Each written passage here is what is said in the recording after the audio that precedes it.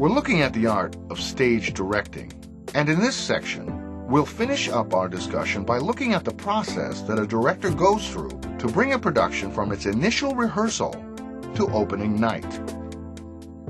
The success of a play production often rests on the director's ability to effectively and efficiently organize and conduct rehearsals in such a way that they will coordinate the efforts of all the artists involved in the play production to come together by opening night and hold together to the run of the production. As with any artistic approach, the director has their own way of organizing and conducting rehearsals. But there are a series of rehearsals that are traditionally conducted in preparation for a play production. The first rehearsal that is traditionally held in the theater is referred to as a read-through rehearsal. The read-through rehearsal typically involves the entire company involved in the play production. The primary event that occurs is evident in the name of the rehearsal itself. This is an opportunity for the company to come together and read through the entire script of the play to get a sense of the play in its entirety. Also, this is a chance for the director to discuss his vision for the play to the company before rehearsals begin. It is also a chance for the designer to share their design ideas with the cast so that they may get a sense of what the set, costumes, and lights will be like. The read-through rehearsal is typically conducted on a single evening and is the first time the cast has an opportunity to go through the entire play together until it does again late in the rehearsal process. After the read-through rehearsal, most directors will take their actors through a series of rehearsals referred to as blocking rehearsals. To prepare for these rehearsals, the director typically breaks the script into separate working units. Most often, the play is already divided into acts and scenes. It is typical for the director to further divide the script into what are referred to as French scenes.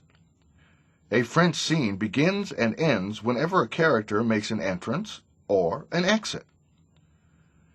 This is done in the script itself in the classical French theater much in the same way that acts and scenes are divided in American theater.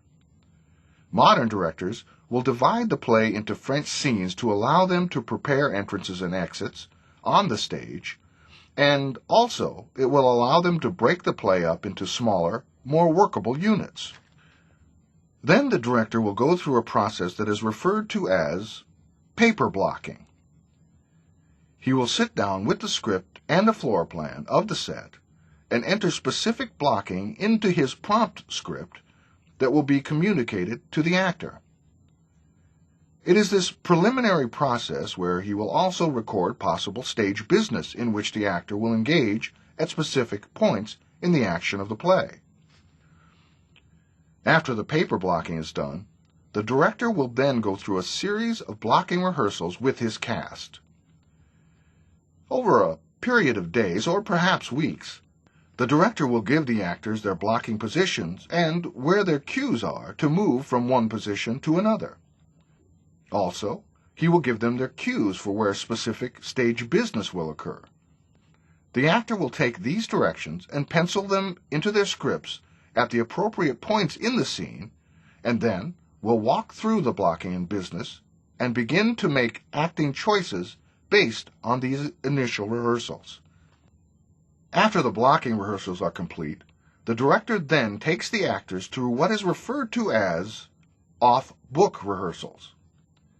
Off-book rehearsals require the actors to have their lines, blocking, and business memorized as they will now rehearse without the benefit of their script. In this way, they can now coordinate their blocking and business along with acting choices they have made with respect to the emphasis and intensity of their action. These rehearsals allow the director and his cast to begin to fine-tune the action for appropriateness and authenticity. There are typically more off-book rehearsals than there are blocking rehearsals, as the adjustment from performing with the script to performing without a script requires more time over a fewer number of pages of the script. Often, Because the off-book rehearsals may require many weeks, a director will also schedule a periodic review rehearsal, which will allow the actors to perform larger sections of the play which have already had off-book rehearsals in order to refresh the actions in their minds.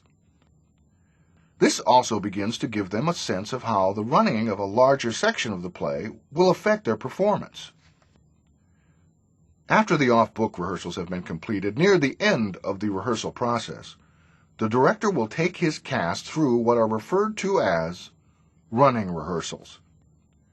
At running rehearsals, large sections of the play will be performed in their entirety. They may take a few runs of large scenes. Sometimes, the running rehearsals will involve individual acts of the play. After the cast has run through these sections, they will typically reconvene with the director, where he or she will conduct what is referred to as notes.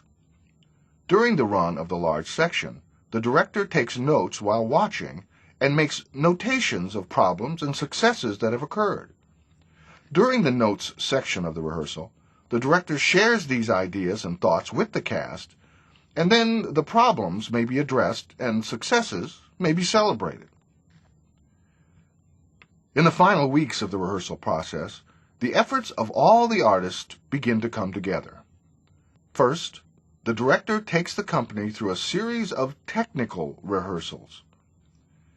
Technical rehearsals involve the lights, sound effects, and, if necessary, scene changes. They begin with what is referred to as a dry tech rehearsal. Dry techs are where technicians practice their cues without the actors present. At these rehearsals, the technicians go through the script from cue to cue and practice executing their assignments. Once the dry techs have been successfully completed, the play comes together in a series of wet techs. Wet tech rehearsals bring the performances of the actors together with the efforts of the technician to blend the production efforts into an integrated whole.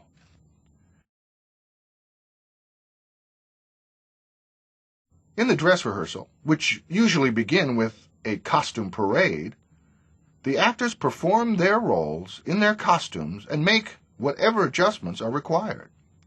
Typically, one dress rehearsal will not include the hair and makeup adjustments.